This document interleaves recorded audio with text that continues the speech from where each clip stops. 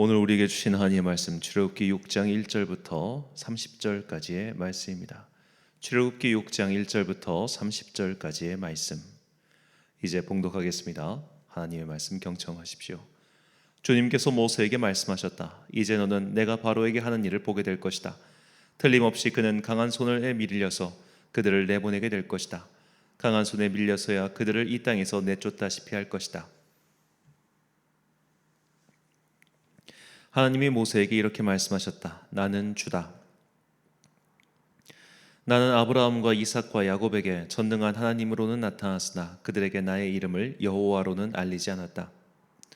나는 또한 그들이 한동안 나그네로 몸부쳐 살던 가나안 땅을 그들에게 주기로 그들과 언약을 세웠는데 이제 나는 이집트 사람이 종으로 부리는 이스라엘 자손의 신음소리를 듣고 내가 세운 언약을 생각한다.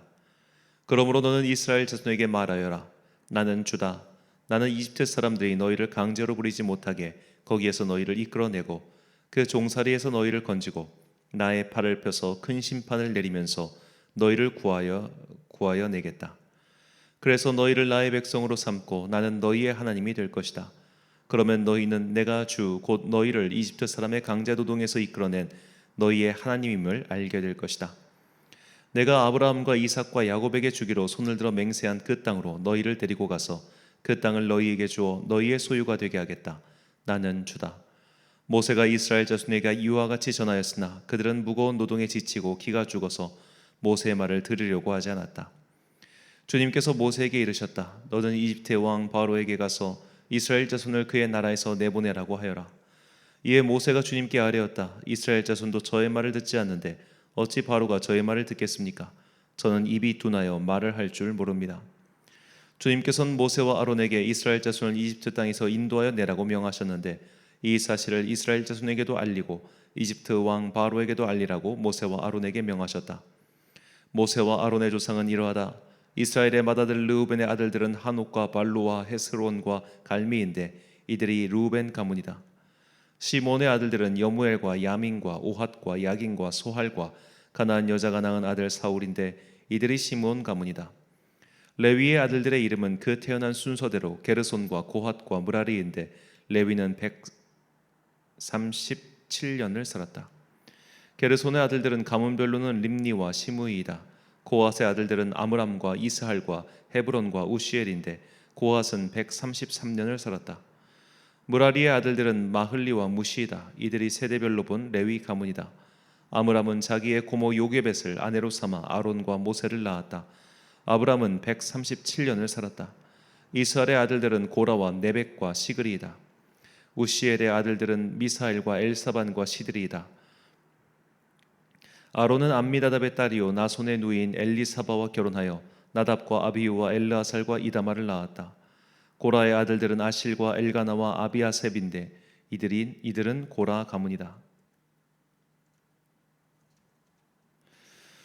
아론의 아들 엘르아살은 부디엘의 한 딸과 결혼하여 비느하스를 낳았다. 이들이 다 가문별로 본 레위 일가의 조상이다. 이스라엘 자손을 부대별로 편성하여 이집트 땅에서 인도하여 내라는 주님의 분부를 받은 이들이 바로 이들 아론과 모세이고 이집트의 왕 바로에게 가서 이스라엘 자손을 내보내 달라고 말한 이들도 바로 이들 모세와 아론이다. 주님께서 이집트 땅에서 모세에게 말씀하실 때이다. 주님께서 모세에게 이르시기를 나는 주다. 너는 내가 너에게 하는 말을 모두 이집트의 임금 바로에게 전하여라 하셨다. 그러나 모세는 주님께 이렇게 대답하였다. 보십시오, 저는 입이 둔하여 말을 할 줄 모릅니다. 바로가 어찌 저의 말을 듣겠습니까? 아멘. 길을 잃었을 때는 이란 제목으로 하나님의 말씀 선포하겠습니다. 19세기 활동했던 독일 출신의 벨하우제는 구약 성경, 특히 모세오경을 읽으면서 한 가지 의문이 생겼습니다. 앞에 나왔던 내용이 뒤에 다시 나오는 것도 많았고 또 그렇게 다시 언급된 내용은 앞에 것과 미묘하게 다른 것을 그가 성경을 읽으며 발견하는 것이죠. 그는 어째서 성경이 이렇게 같은 내용이 반복되거나 또는 미묘하게 다른 것이 나왔을까? 이것에 대해서 나름 연구를 시작했고 그가 내린 결론은 모세오경은 저자 혼자서 쓴 책이 아니라 저자가 여러 가지 자료를 종합해서 만들어낸 책이었다는 것입니다. 이것이 신학생들이 학교에 입학하면 반드시 한 번 이상은 듣게 되는 오경 문서설입니다. 베라우전의 이 분류법 중 가장 유명한 방법이 바로 엘로힘과 여호와를 구분하는 것입니다. 하나님을 가리킬 때 엘로힘이라고만 언급한 것을 앞글자를 따서 이 문서라 불렀고, 여호와라고 말하는 것은 독일어 앞글자를 따서 제 문서라 불렀습니다. 사실 벨하우젠의 이런 성경 독법은 어떤 면에서는 그가 그만큼 진지하게 성경을 파고들었다는 뜻이기도 합니다. 우리는 한편 이 벨하우젠만큼 성경을 열심히 읽고 있는지 묻지 않을 수가 없죠. 현재 이런 벨하우젠의 문서설은 전혀 지지를 받지 못하고 있으며, 현대 신학계의 추세는 근거도 없이 성경을 조각조각 내는 것보다는 어째서 본문 안에 겹치는 내용이 나오는지, 그리고 앞의 내용과 그리고 앞의 내용과 이 뒤의 내용, 그러니까 동일하게 반복된 내용이 어째서 미묘하게 다른지 이 부분을 해석하는 방법이 일반적입니다. 이런 성경 해석 방법에 대해서 말씀드리는 이유는 오늘 본문이 바로 이런 문서설을 탄생하도록 만드는데 기여를 한 본문이기 때문입니다. 우리는 본문을 읽으며 두 가지 의문을 갖게 됩니다. 먼저 2절부터 13절까지의 내용은 사실 출애굽기 3장과 4장 내용의 요약 및 반복입니다. 하나님께서 모세를 만나시고 그를 부르신 이야기가 본문 안에 다시 나오고 있는 것입니다. 그리고 뜬금없이 14절부터 27절까지 모세의 가계도가 나옵니다. 그리고 다시 모세를 부르실 때 말씀하신 내용이 28절부터 30절까지 또 반복해서 나오고 있습니다. 그래서 벨하우젠과 같은 문서설의 입장에 선 사람들은 이 본문을 서로 다른 자료층에서 가지고 온 내용이기 때문에 이렇게 동일한 것이 반복되고 또 앞의 것과 미묘하게 다른 것이다, 그렇게 말을 하는 것이죠. 우리는 그런 입장에서 본문을 바라볼 수는 없습니다. 우리는 현재 완성된 이 본문에서 왜 갑자기 앞에 나왔던 이야기가 다시 반복되는지 저자의 관점에서 그것을 파악해야 합니다. 여기서 말하는 저자란 바로 이 말씀을 우리에게 전해주신 하나님이시죠. 우리가 그 이유를 알기 위해선 이 본문의 상황 속으로 더 들어가 봐야 합니다. 이집트 왕과 첫 번째 교섭은 모세의 실패로 돌아갔습니다. 이집트 왕은 더욱 과도한 노역을 이스라엘 민족에게 부과했고, 그로 인해 모세와 아론은 백성들에게 받았던 지지를 철회당하고 어려움에 처하게 되었습니다. 그래서 모세는 하나님께 원망 섞인 말을 합니다. 이 모세의 대사를, 그러니까 우리 지난주 5장에 살펴봤던 이 모세의 대사를 요즘식으로 바꿔본다면, 내가 처음부터 안 된다고 하지 않았습니까? 내가 처음부터 안 간다고 하지 않았습니까? 왜 괜히 하나님 멋대로 이런 일을 벌이셔서 나를 힘들게 하십니까? 바로 이것일 겁니다. 하나님께서는 이렇게 불퉁거리는 모세에게 처음 했던 말들을 반복하십니다. 그리고 성경은 모세의 가계도를 소개합니다. 이 두 가지는 하나로 연결되지요. 즉 모세의 소명을 다시 확인시켜 주셨고, 또한 모세의 뿌리도 새롭게 그에게 확인시켜 주시는 겁니다. 너가 태어난 것도 그냥 태어난 게 아니라 다 나의 섭리 안에 있었으며, 너의 부름도 다 나의 계획 안에 있었고, 앞으로 일어날 일들도 다 내 계획 안에 있다. 그러니 너는 두려워하거나 낙심하지 말고 처음 그 부르심을 따라 살아라 라고 말씀하시는 겁니다. 이렇게 모세가 사명을 재확인하고 또 힘을 얻도록 하나님께서는 같은 내용을 반복해서 말씀하신 것이죠. 본문 29절 말씀입니다. 여호와께서 모세에게 말씀하여 이르시되 나는 여호와라. 내가 내게 이르는 바를 너는 애굽 왕 바로에게 다 말하라. 아멘. 이제 이 소명의 재확인 이후 모세의 사역은 방향을 전환합니다. 첫 번째 요구는, 첫 번째 우리가 지난주에 살펴봤던 이 5장에 나온 요구는 그야말로 백성의 대표로서 일종의 휴가를 달라는 지극히 상식적인 요청이었죠. 마치 노사협의회 같은 그런 요청이었습니다. 하지만 이제부터는 그런 요청보다는 하나님께서 일으키시는 기적을 이집트 사람들로 하여금 보고 체험하게 함으로써 하나님의 진정한 계획을 만들어 가시는 장면들이 나옵니다. 우리는 오늘 본문 말씀을 통해 성도로서 우리의 행동 원칙을 배우게 됩니다. 길을 잃었을 때는 다시 소명을 붙잡아야 한다는 것입니다. 하나님을 신실하게 믿고 심지어 기적을 체험한 사람이라고 해도 시험이 닥치고 처음 계획대로 일이 진행되지 않으면 마음에 어려움이 생깁니다. 아무리 머리로는 알고 있어도 마음이 그렇지 않죠. 이렇게 처음 일이 어그러지고 앞으로 어디로 가야 할지 잘 모르겠을 때, 분명히 기도하고 결정하고 걸어간 길인데 중간에 막혀서 어떻게 해야 할지 막막할 때 우리는 처음 출발점에 다시 서서 하나님께 받은 소명을 점검해야 합니다. 나는 어떻게 주님을 만나게 되었는가? 나는 어떻게 여기까지 인도하신 하나님을 믿고 왔는가? 하나님께서 지금까지 나에게 어떻게 해주셨으며 앞으로 무엇을 하길 바라시는가? 우리는 계속 기도하면서 하나님의 대답을 구해야 합니다. 하나님께 선지자로 부름을 받은 예레미야는 그 자신의 받은 소명 때문에 어려움에 처했습니다. 자신의 목회지나 다름없는 아나돗에서는 살인 멸구의 위협에서 살았고 왕 앞에 나가서 바른 말을 했다가 신하들에 의해 감옥에 갇히고 말았습니다. 예레미야 입장에서는 얼마나 속상하고 답답했겠습니까? 더구나 그가 갇힌 곳은 정식 감옥도 아닌 말라버린 우물이었습니다. 물이 없다고 하지만 저녁이 되면 체온이 뚝 떨어지는 그곳에서 그는 아마도 죽음의 공포를 느꼈을 겁니다.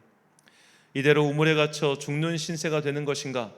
그 안에서 온갖 상념이 그를 괴롭혔을 겁니다. 그때 하나님께서는 예레미야에게 다음과 같이 말씀하셨습니다. 예레미야 33장 3절 말씀입니다. 너는 내게 부르짖으라. 내가 내게 응답하겠고 내가 알지 못하는 크고 은밀한 일을 내게 보이리라. 아멘. 부르심의 소명을 따라갔으나 길을 잃어버렸을 때, 믿음을 가지고 걸어갔지만 갈 바를 알지 못할 때 우리는 하나님께 더욱 길을 묻고 기도해야 합니다. 그때 하나님께서는 우리가 상상하지도 못한 크고 은밀한 일들, 더욱 놀라운 일들을 예비하고 계셨음을 마침내 깨닫게 될 것입니다. 사랑하는 천안광성교회 성도 여러분, 그리고 이 새벽을 함께 깨우고 계신 귀한 주님의 자녀 여러분, 길을 잃어버렸을 때 처음 내 자리가 어디였는지, 처음 내 출발지가 어디였는지 그곳으로 돌아가십시오. 내 소명의 등불이 사그라졌을 때, 온통 절망과 근심만 가득할 때, 너무나 실망스러워서 다시 일어설 힘이 없다고 느껴질 때, 나를 부르신 그 소명을 다시 생각하시고 앞으로 여러 가지 일들을 만들어 가실 하나님께 기도하며 그분의 대답을 들으시기 바랍니다. 그때 우리는 마침내 알게 될 것입니다. 또 깨닫게 될 것입니다. 그 놀라운 하나님의 일하심을 신뢰하며 오늘도 포기하지 않고 기도하며 하나님의 은밀하고도 위대한 일들을 체험하는 성도들이 되시길 주님의 이름으로 축원합니다. 기도하겠습니다. 사랑과 은혜가 풍성하신 아버지 하나님, 우리는 앞으로 어떻게 살아야 될지 그것을 알지 못해서 방황할 때가 참 많습니다. 어디로 가야 하는 것인지, 어떻게 살아야 되는 것인지 그런 것들에 대해서 고민하고 염려하고 방황할 때가 있습니다. 그때마다 우리가 다시 한번 주님께 받았던 그 처음 마음, 첫사랑, 그 부르심, 그 소명을 다시 한번 붙들고 나머지 인생의 길들을 굳건히 걸어가는 주의 자녀들 되게 하여 주시옵소서. 어려운 선교지에서 목숨을 걸고 사역하고 있는 선교사님들을 위하여 기도합니다.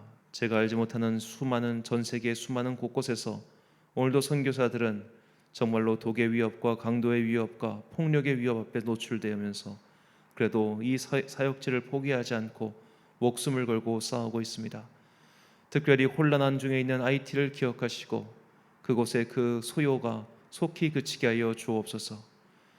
무력 갱단이 국가시설을 장악하고 그 국가를 다스리는 총리는 외국에게 자신들 나라의 치안을 다스려줄 군대를 요청하는 그야말로 혼란의 도가니에 빠져있는 그 나라에서 아직까지도 그 자리를 지키고 있는 선교사들 주께서 기억하시고 정말로 그 와중에 그들의 몸에 털끝 하나 상처를 받지 아니하여 마침내 이 모든 소요가 지났을 때 그들의 사역이 그들이 굳건히 지킨 그 자리에서 더욱더 아름다운 생명나무를 맺을 수 있도록 주께서 그 은밀하고도 위대한 일들을 그들을 통해 나타내 보여주시옵소서.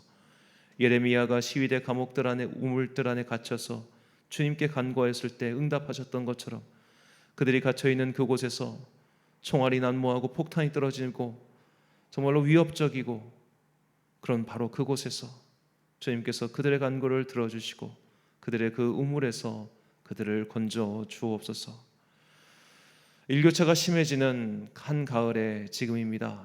주님께서 우리 연로한 성도님들 기억하시고 성령의 외투로 그들을 입혀주사 이 낮의 해와 밤의 달이 그들을 침범하지 못하도록 주님께서 눈동자와 같이 지켜 주옵소서. 이 가을의 곧불이 그들의 몸이 상하지 아니하도록 주님께서 그들의 손을 잡고 그들과 함께 동행하여 주시길 간절히 소망합니다. 남은 시간 동안 열심히 공부하고 있는 우리 수험생들에게 주님께서 지혜와 능력 더하여 주셔서 각자 맡은 그 소명을 끝까지 감당할 수 있도록 함께하여 주시옵소서. 또한 군생활하고 있는 청년과 외국에 나가 있는 청년들 기억하여 주시옵시고 각자의 맡은 바 소명에 따라서 열심히 살아갈 수 있도록 그들과 또한 동행하여 주시옵소서. 오늘도 참 좋으신 우리 주님의 은총과 평강이 모든 성도들과 함께 하시길 소망하오며 이 모든 말씀 우리를 사랑하시는 예수님 이름으로 기도드립니다. 아멘. 오늘의 기도 제목입니다. 나의 처음 부르심은 무엇입니까? 주님과의 첫 번째 만남을 되돌아보시고 앞으로 내가 무엇을 어찌해야 할지를 주님께 기도하며 대답을 들으시기 바랍니다. 오늘 주신 기도의 제목 가지고 기도와 묵상에 힘쓴 하루 되시길 바랍니다. 기도하겠습니다.